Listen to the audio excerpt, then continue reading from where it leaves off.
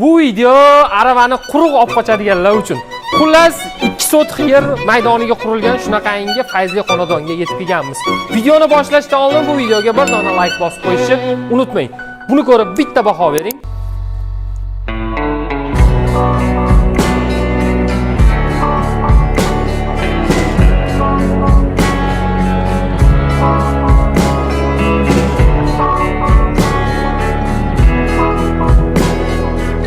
Toshkent viloyati Nurafshon shahrining qoq markazida joylashgan shunaqangi fayzli xonadonga yetib keldik. Ko'rayotganinglardek, yerimizning umumiy maydoniga qurilgan, uy 2 sotixga qurilgan bo'ladi. Shunaqangi ajoyib oxirgi dizaynlarda qurilgan uylar bo'ladi.